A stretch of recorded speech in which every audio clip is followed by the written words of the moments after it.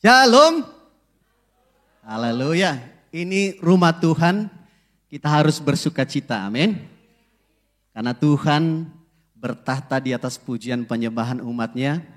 Dan Tuhan juga berkata 2-3 orang berkumpul. Ya hadir di tengah-tengah umatnya. Dan Tuhan berkata Dia menjelajah ke seluruh bumi.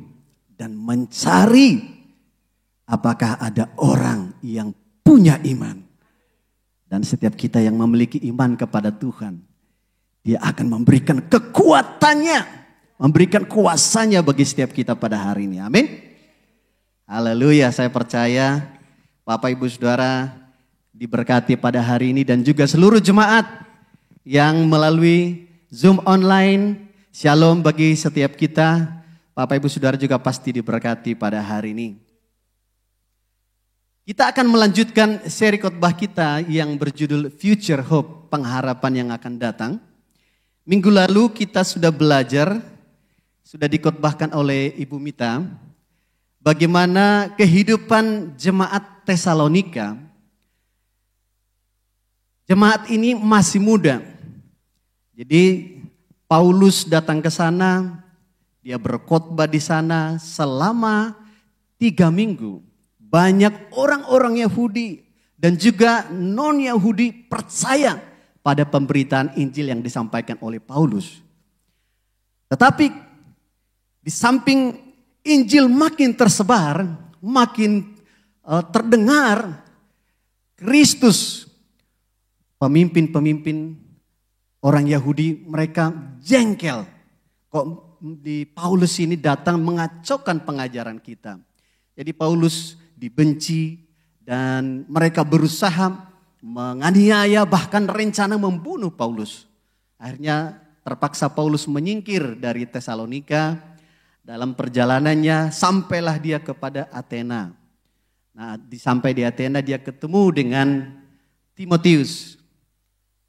Kemudian dia berkata, Timotius, mungkin karena Timotius masih muda ya, coba dulu balik ke Tesalonika. Saya sudah 6 bulan kira-kira, saya tidak melihat jemaat. Jemaat di sana itu bertumbuh atau tidak. Saya khawatir. Kemudian berangkatlah Timotius dan juga Silas diutus ke Tesalonika. Kemudian singkat cerita, Timotius dan Silas itu balik.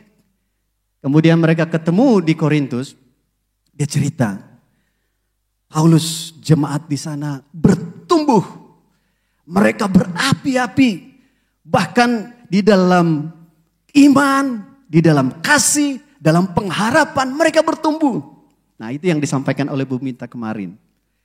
Karena itu Paulus juga dengan semangat memberikan surat balasan kepada jemaat di Tesalonika. Bagaimana mereka tetap ada di dalam satu komunitas supaya mereka makin rukun, kuat di dalam Tuhan. Nah, kita akan belajar bagaimana surat pasal yang kedua ini juga menjadi pesan bagi setiap kita. Karena pesan buat jemaat di Tesalonika supaya mereka bersama-sama bisa teguh. Rahasianya ternyata karena mereka punya hati yang melayani. Karena itu saya kasih judul firman hari ini adalah tetap melayani di tengah-tengah kesukaran atau di tengah-tengah penderitaan. Nah, saudara mungkin dulu penderitaan bangsa orang Yahudi atau orang percaya, mereka mungkin tantangannya orang Yahudi sendiri, gitu ya, diintimidasi, bahkan sengaja dideragi, dianiaya supaya jangan percaya Yesus. Kalau sekarang kita ada di sini, saudara, tantangan kita apa sekarang? Tantangannya kalau di Bali adalah sementara masih COVID, betul ya? Ini takut ketemu orang, takut datang gereja, jangan-jangan nanti saya tertular gitu ya. Dan memang tidak bisa dipungkiri ada orang-orang yang kena COVID langsung lewat saudara. Ya kan? Jadi itu 50-50 juga gitu, tidak ada yang garansi. Semua bisa kena, termasuk saya juga sudah pernah kena, bahkan 2 kali sebetulnya. Tapi saya tidak khawatir. Hidup bagi Kristus, mati adalah keuntungan. Gitu ya. Tetap kita prokes tapi tetap Yesus nomor satu. Karena untuk itulah kita dipilih. Amin. Sama-sama kita baca ya. Biar kita mengerti suratnya. Saya baca yang ganjil, Bapak Ibu Saudara baca yang genap.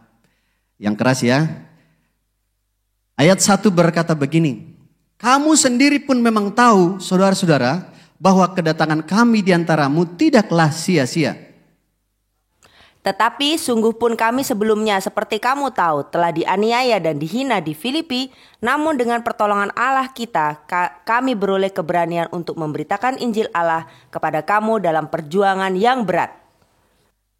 Sebab nasihat kami tidak lahir dari kesesatan atau dari maksud yang tidak murni dan juga tidak disertai tipu daya.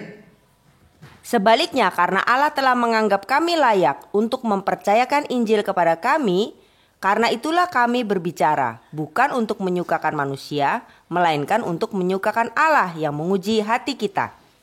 Karena kami tidak pernah bermulut manis, hal itu kamu ketahui dan tidak pernah mempunyai maksud loba yang tersembunyi, Allah adalah saksi.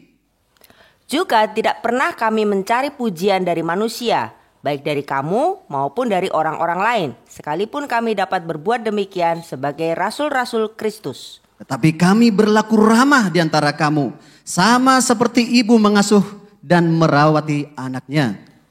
Demikianlah kami dalam kasih sayang yang besar akan kamu, bukan saja rela membagi Injil Allah dengan kamu, tetapi juga hidup kami sendiri dengan kamu, karena kamu telah kami kasihi. Sebab kamu masih ingat saudara-saudara akan usaha dan jerih lelah kami, sementara kami bekerja siang dan malam, supaya jangan menjadi beban bagi siapapun juga di antara kamu. Kami memberitakan Injil Allah kepada kamu. Kamu adalah saksi, demikian juga Allah, betapa saleh, adil dan tak bercacatnya kami berlaku di antara kamu yang percaya. Kamu tahu betapa kami seperti bapa terhadap anak-anaknya, telah menasihati kamu dan menguatkan kamu seorang demi seorang. Dan meminta dengan sangat, supaya kamu hidup sesuai dengan kehendak Allah yang memanggil kamu ke dalam kerajaan dan kemuliaannya. Amin. Kita tundukkan kepala sekali lagi. Bapa, di dalam nama Yesus, biarlah firman ini Engkau terjemahkan, Engkau berikan penerangan dalam pikiran kami, sehingga firman ini kami boleh mengerti apapun latar belakang kami, situasi kami percaya Roh Kudus Engkau sanggup memberikan pengertian kepada setiap kami. Biar kami pulang dari tempat ini dengan iman yang baru di dalam Tuhan. Di dalam nama Yesus setiap kita berkata, amin. Saudara, kalau kita ingat tadi firman ini, pasal 1 sampai 12 ini, jadi Paulus ini dia seperti pembelaan terhadap integritasnya, bagaimana hatinya, bagaimana kasihnya kepada jemaat di Tesalonika. Jadi dia dituduh oleh pemimpin-pemimpin di sana, gitu ya. Dituduh dia sebagai orang yang rakus, dia mencari untung. Dia ini orangnya fanatik, pengecut, belum apa-apa udah kabur gitu. Kemudian dikatakan Paulus itu orangnya hanya banyak ngomong, hanya diktator aja suruh-suruh. Saudara, banyak dituduhkan supaya orang tidak lagi percaya pada pemberitaan Paulus. Nah, sampai hari ini, saudara, situasi yang Paulus alami sering terjadi di dalam kekristenan. Saudara, sesama orang Kristen sendiri banyak saling menuduh, ya kan? Jangankan dari luar, udah pasti dari luar. Bisa juga di dalam sendiri saling menuduh, saling menghakimi. Saudara, bisa sekarang kita gampang lihatnya di YouTube. Ya kan? Sesama hamba Tuhan bisa saling memprotes, mengkoreksi. Salah kata saja langsung dipelintir kemana-mana, itu sudah sesat. Jadi itu yang dibicarakan akhirnya membuyarkan semua pemikiran orang-orang percaya. Memang perlu doktrin, tapi harusnya yang perlu dibicarakan apa saudara? Lebih baik adalah bagaimana caranya supaya menjangkau lebih efektif. Bagaimana caranya memuridkan lebih efektif. Harusnya itu yang dibicarakan sesama orang Kristen. Saudara, saya lihat di YouTube. Sangat sedikit berbicara tentang pemuridan. Sangat sedikit. Nah ini saudara dialami oleh Paulus. Bagaimana dia gigih memuridkan. Bagaimana dia gigih menjangkau. Dan tidak semua orang senang dengan itu saudara. Saudara di dalam gereja kita pun. Nah ini perhatian buat kita. Ini pun kalau tidak hati-hati bisa terjadi. Kalau tidak lagi punya hati yang melayani. Kadang-kadang dalam gereja kita bisa bilang begini. Dia kok gak pernah datang gereja lagi sih? Waduh mungkin dia sudah dalam dosa ya. Pasti dia sedang berdosa. Ini kan penuduhan. Ya kan? Dia kok gak pernah angkat telepon saya ya? Dia kayaknya sombong sekali dia. Siapa sih dia sombong sekali? Nah, saudara, ini bisa penuduhan. Kalau ketemu dia di gereja kok gak pernah nyapa ya? Saya datang kok dia wajahnya itu kayak gini gitu ya. Padahal mungkin lagi sakit leher kan segini. Pas saudara lewat ya kan bisa terjadi penuduhan. Kenapa? Karena fokusnya tidak lagi hati yang melayani. Saudara, Paulus tahu itu akan terjadi. Karena itu dia mengingatkan orang-orang di Tesalonika supaya yang dibangun yang utama adalah hati yang melayani. Kenapa? Kalau kita punya hati yang melayani, kita tidak mungkin mudah tersinggung. Kita tidak mungkin mengurus masalah keburukan orang lain. Ada amin saudara? Jadi pesan buat setiap kita, sambil kita menunggu pengharapan Yesus kepada Yesus. Kita nggak tahu Yesus kapan datang ke muka bumi ini lagi. Karena dia berjanji, aku akan datang menjemput engkau. Kita bisa dijemput besok, bisa saja. Umur kita tidak ada yang tahu. Ya kan, pengharapan kita, Tuhan kiranya diberikan umur panjang 80 Tuhan. Kalau saya berdoa pada Tuhan, ya kiranya Tuhan diberikan 85 lah. 85 tapi tidak di rumah sakit. Tidak sakit-sakit Tuhan, kiranya Tuhan menjemput saya pada saat saya habis melayani, terus tidur, terus selesai. Enak sekali ya. Itu kan pengharapan saya. Tapi Tuhan bisa panggil dalam keadaan apapun. Saudara, tadi pagi kami mendengar ada berita sedih. Salah satu anak sekolah pelajar di BSA, masih SD kecil. Kelas 5 SD sudah dipanggil oleh Tuhan. Ya, dia selalu minta donor darah. Nah, salah satu pesertanya itu Pak Rudi. Juga ikut mendonor darah. Semangat dia mendonor darah. Semoga cepat langsing, Tapi tetap gemuk dia. Diberkati Tuhan soalnya. Nah, itu masih SD, kecil. Saudara, ini orang percaya. Tapi itu pun bisa terjadi. Apa saja bisa terjadi dalam hidup kita. Betul saudara?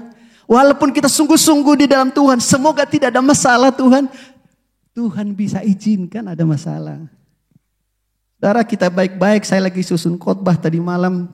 Terus Mas Andre Liman telepon saya. Pak, listrik sama Kiki. Listrik di gedung kita. Korslet rusak. Saudara, keyboard kita rusak, terbakar, LCD kita terbakar. Saya sudah berpikir semua alat musik terbakar ya Tuhan. Saudara, kayaknya kita nggak lakukan apa-apa, tapi Tuhan bisa izinkan. Puji Tuhan tidak semua terbakar. Haleluya. Tetap Indonesia itu tetap bersyukur. Untung tidak terbakar semua, walaupun sudah terbakar yang lain. Tapi itu bagus loh, syukur Tuhan. Haleluya. Tapi mari kita belajar pada malam hari, pada pagi ini. Bagaimana kita bisa melayani supaya tetap semakin kuat. Yang pertama kita belajar. Dia bilang begini, rahasia supaya kuat dan kita bisa melayani. Perlakukan satu sama lain sebagai keluarga. Dia bilang begini, tetapi kami berlaku ramah di antara kamu sama seperti ibu mengasuh dan merawati anaknya. Paulus menyebut jemaat di Tesalonika itu seperti keluarganya, seperti anak-anaknya. Dia menganggap orang lain itu seperti saudara-saudaranya. Jadi Paulus juga mengharapkan setiap kita di tempat ini, jadilah kita menganggap orang lain itu seperti anak-anak kita, seperti saudara kita, seperti ibu kita kalau lebih tua, yang bapak kita yang lebih tua, kalau yang adik-adik di bawah kita menganggap adik-adik kita. Saudara, dalam keluarga jasmani, nah Paulus kan membuat ilustrasi jasmani, keluarga jasmani gitu ya. Nah, dalam keluarga, seorang ibu, dia memperlakukan dirinya sebagai seorang ibu. Seorang ibu, kalau anaknya baru lahir, pasti berjuang bagaimana caranya anaknya bisa bertumbuh dengan baik. Betul ya? Seorang ibu yang baik maksudnya. Jangan ibu yang tidak baik. Nah, ibu mulai dari apa? Mulai dari memberikan ASI, memberikan bubur yang lunak, sun atau apalagi macam-macam. Kalau bisa dibeli yang mahal supaya anaknya cepat gendut. Kan gitu kan. Kemudian dibelikan ada pampersnya, dibelikan apalagi susu, kalau bisa susu yang paling mahal. Lihat vitaminnya, soalnya kalau di susu yang paling mahal vitaminnya banyak sekali gitu ya. Kalau mampu pasti ibunya membeli. Kemudian diajarin apa? Jalan. Dia memperlakukan jemaat baru seperti begitu. Dia ajak jalan. Nah kalau anak kecil, anak baru lahir saudara. Jatuhnya berapa kali belajar jalan? 1 kali, 2 kali atau berkali-kali? Berkali-kali. Adakah orang tua kalau dia latih anaknya jatuh terus ditampar gitu? Atau dimarahi begitu aja kamu gak bisa, gak usah diajarin kamu lagi jalan. Nggak ada. Yang ada tuh ayo terus nggak apa-apa. Jatuh dia, terantuk gitu ya. Jatuh luka. Orang tua tetap sabar. Ya enggak apa-apa enggak apa-apa. Diajar sampai anaknya bisa mandiri jalan sendiri. Diajarin belajar supaya ilmunya ada. Itulah hati orang tua. Nah, demikianlah kita juga memperlakukan satu sama lain seperti keluarga jasmani. Artinya apa? Jadi kita menuntun saudara kita yang lain atau yang masih baru di dalam Tuhan dituntun seperti keluarga. Dia dibimbing. Makanya di gereja ini kita ada namanya one to one. Supaya apa? Supaya dia boleh bertumbuh. Kalaupun jatuh masih dalam dosa, belum berubah, tidak apa-apa, berarti masih kecil. Sebagai orang tua rohani, ayo kita bangkit, jalan terus. Jangan langsung dimarahi, wah dia sudah berdoa, enggak, saya udah ulang 2 kali, 3 kali, enggak berubah dia Pak. Biarin aja dia. Enggak begitu hati orang tua, tetap dituntun.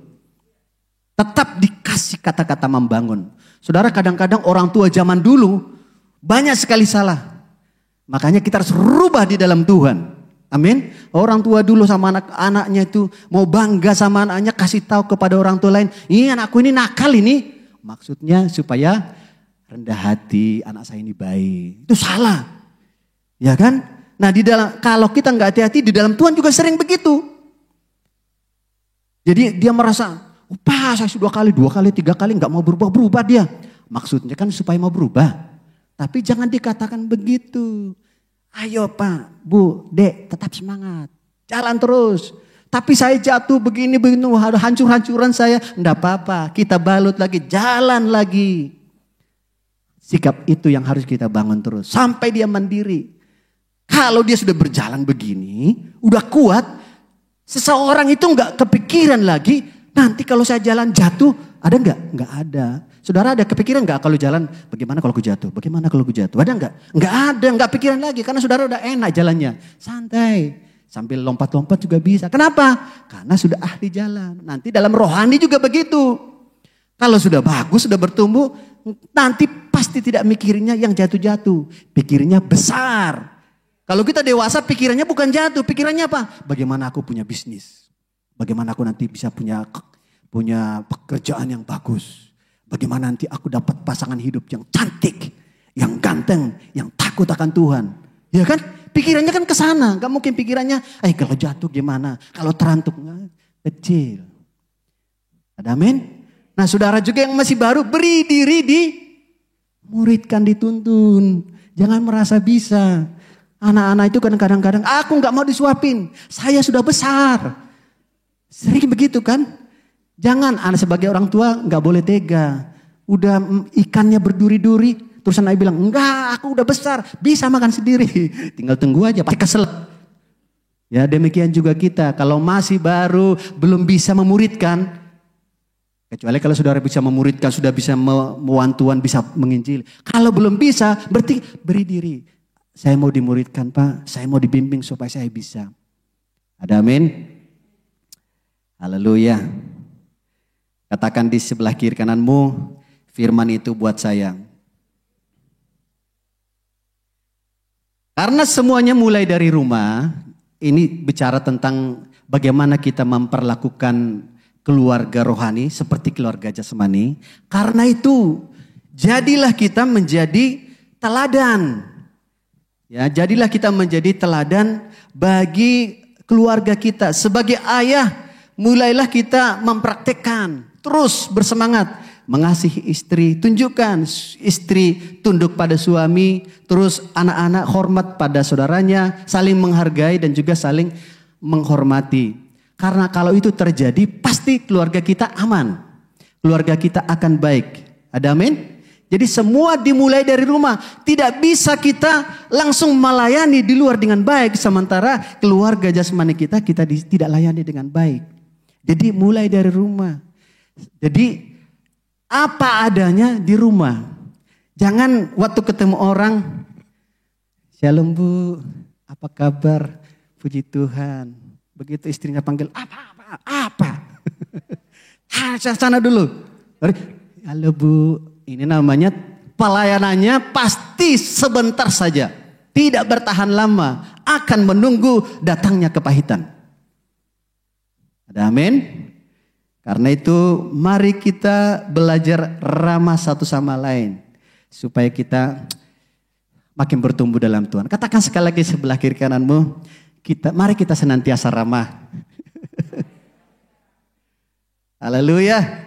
Hari ini biar sekaligus pengajaran keluarga ya. Karena kita belum pernah ya, jarang ya pengajaran keluarga. Ini bagus. Kemudian yang kedua, apa yang kita belajar dalam hati melayani? Dia bilang gini, jadilah kita hidup berbagi kehidupan. Di ayat 8 berkata begini saudara. Demikianlah kami dalam kasih sayang yang besar akan kamu, bukan saja rela membagi Injil Allah dengan kamu, tetapi juga hidup kami sendiri dengan kamu karena kamu telah kami kasihi. Jadi perhatian Paulus, baik itu Silas atau Silwanus dan Timotius, bukan hanya sekedar beritakan Injil, tapi hidupnya dia bagi juga buat orang lain. Artinya hari-hari setelah hari Minggu mereka juga berbagi. Berbagi cerita, berbagi pengalaman, berbagi berkat, ya kan? Berbagi, saling mendoakan satu sama lain, saling mengunjungi satu sama lain, saling menguatkan satu sama lain. Nah, saudara, hidup saya bertumbuh ketika saya banyak belajar dari kesaksian orang lain. Waktu orang lain berbagi hidupnya atas saya. Sekalipun orang itu orang baru atau tidak dalam Tuhan. Waktu ketemu saya selalu belajar. Tingnya ada dua. Bisa, saya belajar dari orang itu loh. Yang kedua, saya gak mau seperti orang itu. Jadi bisa kita lebih bijaksana. Nah seringkali saudara, kadang ada masa kepikiran. Ini curhat sedikit gitu ya. Saudara, kadang-kadang kami banyak mentraktir orang dan itu tidak masalah buat kami. Gitu. Kami senang melakukannya. Habis sampai nggak ada tabungan pun, it's okay buat kami. Bagi saya pribadi. Tapi kadang-kadang kepikiran, kita belum ada tabungan ini. tahun depan anak kita udah kuliah, ini bagaimana ya? Gitu ya. Di tengah-tengah kepikiran itu sambil berpikir, kami berkunjung ke tempat orang. Terus dia cerita tentang anaknya nggak bisa sekolah, gitu sulit sekali tentang makan, jadi bayar SPP susah. Saudara, pulang-pulang, saudara saya dikuatkan, Tuhan terima kasih Tuhan. Saya bersyukur anak-anak saya masih bisa sekolah, sampai hari ini Tuhan cukupkan. Tuhan berikan mujizat demi mujizat, dan saya percaya Tuhan. Kalau Tuhan bisa menyediakan keperluan anak saya sampai hari ini, saya percaya sampai kuliah pun nanti Tuhan akan menyediakan. Amin. Kalau saya nggak ketemu itu bisa jadi komplain terus, tapi ketemu, ternyata saya masih punya lebih bersyukur daripada orang lain. Ada seorang ibu, saudara, dia cerita dia mengeluh dengan suaminya. Dia cerita begini, Pak, suami saya itu nggak romantis. Kemudian dia orangnya cuek, seperti nggak peduli dengan keluarga. Gimana itu Pak ya?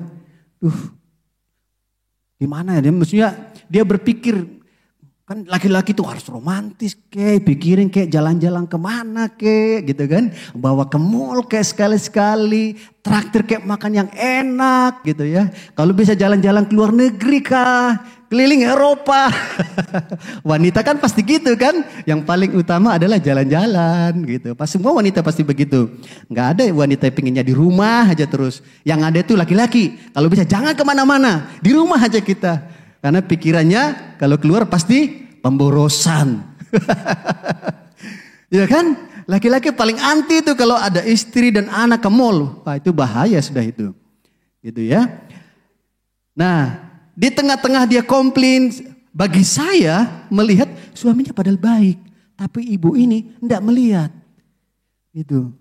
Tapi suatu kali dia ketemu orang, berkunjung ke orang lain, terus si wanita ini cerita, dia dipukuli suaminya.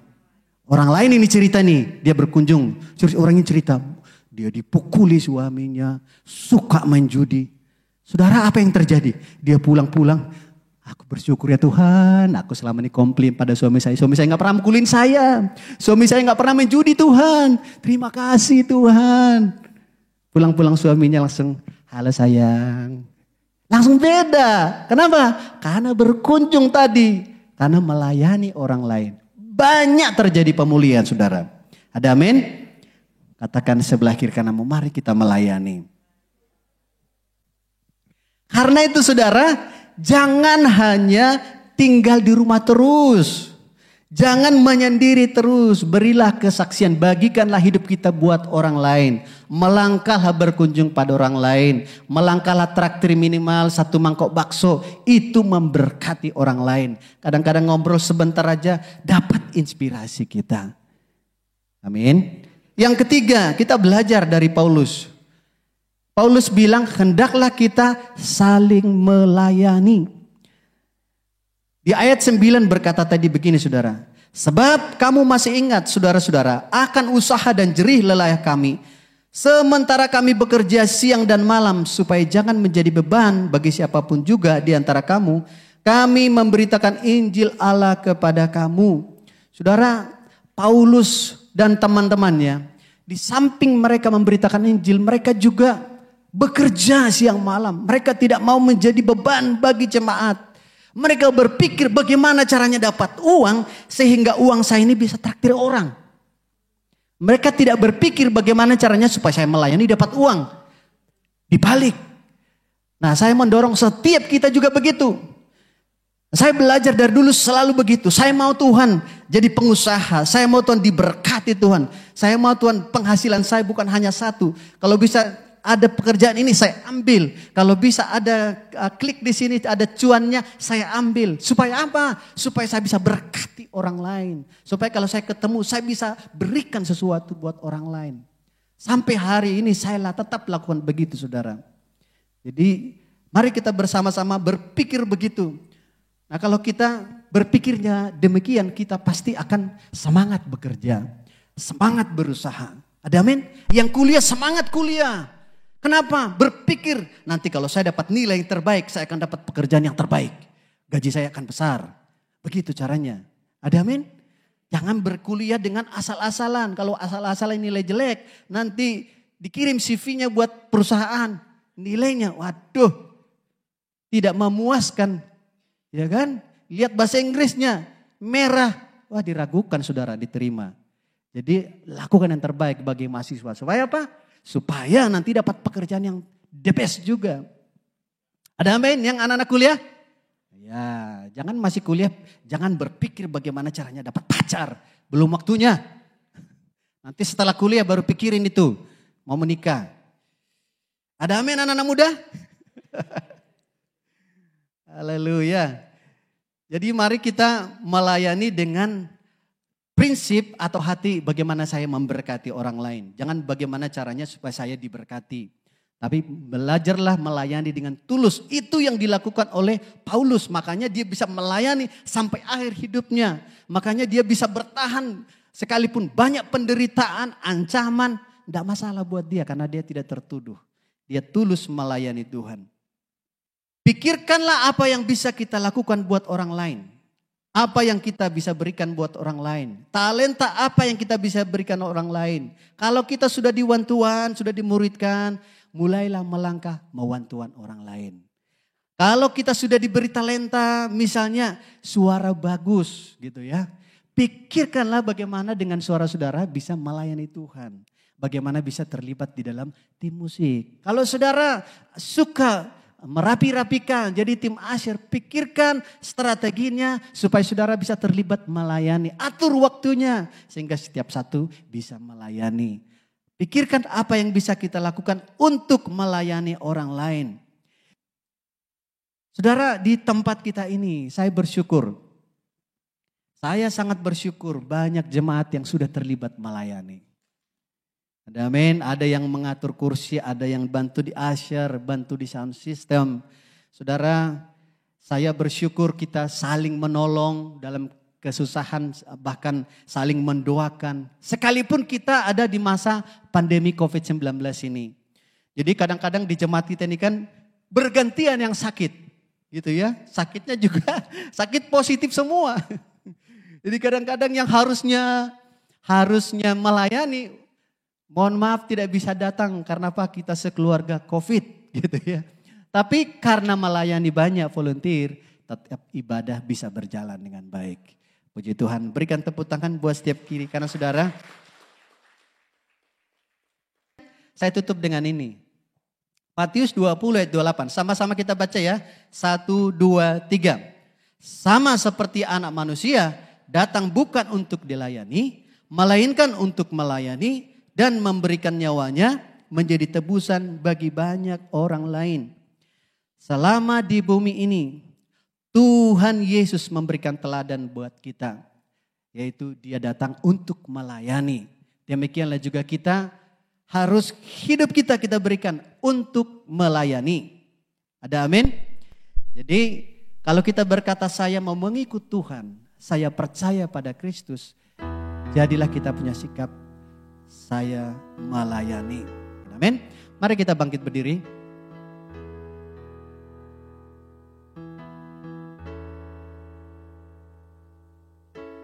Bapa, di dalam nama Tuhan Yesus, kami belajar dari kehidupan Paulus. Bagaimana hatinya melayani, bagaimana sikapnya melayani. Dia melayani dengan sungguh-sungguh. Dia memperlakukan jemaat seperti keluarga sendiri. Biarlah setiap kami juga memperlakukan orang lain seperti keluarga. Kami belajar saling memperhatikan satu sama lain. Kami juga belajar saling berbagi kehidupan. Kami belajar saling menguatkan satu sama lain, melayani satu sama lain. Hari ini hamba berdoa, biarlah hati melayani itu turun bagi seluruh jemaat. Kami tidak memikirkan diri kami sendiri, tapi kami berpikir seperti Kristus. Yesus datang untuk melayani, bukan untuk dilayani. Biarlah pikiran Kristus itu, biarlah tujuan Kristus itu memenuhi hidup kami ya Tuhan. Sehingga kemanapun kami pergi, kata-kata kami, tindakan kami, pikiran kami adalah melayani orang lain. Karena waktu kami melayani dengan sungguh-sungguh, Tuhan, banyak orang akan diberkati. Banyak orang akan dilepaskan. Banyak orang akan mengenal Kristus. Banyak orang akan diselamatkan. Karena mereka mau mengikut Yesus seperti kami mengikut Yesus. Karena mereka melihat kami diberkati. Karena mereka melihat ada sukacita di dalam hidup kami. Karena mereka melihat ada damai di dalam hidup kami. Dan biarlah Tuhan dari kehidupan seluruh jemaat ini sungguh-sungguh terpancar kehidupan itu Tuhan. Karena Kau menciptakan jemaat ini juga sebagai garam dan terang bagi dunia ini Tuhan. Dan biarlah kami ambil itu, kami kenakan itu sepanjang hidup kami Tuhan.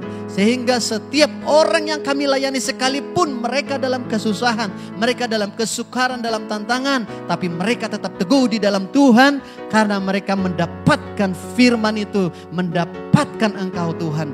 Dan juga kepada setiap kami sekalipun kami punya tantangan di dalam melayani, kami punya kesukaran hari-hari ini, kami tidak menyerah karena kami mendapatkan Tuhan. Karena kami mengalami kasih Tuhan, mengalami sukacita yang dari Tuhan. Sebagaimana Engkau melayani kami, kami juga melayani orang lain. Diberkatilah seluruh jemaat pada pagi ini Tuhan. Biarlah firman ini sungguh-sungguh berbuah dan membuat hidup kami jadi berkat bagi banyak orang lain. Di dalam nama Yesus setiap kita berkata, amin. Silakan duduk Bapak Ibu Saudara.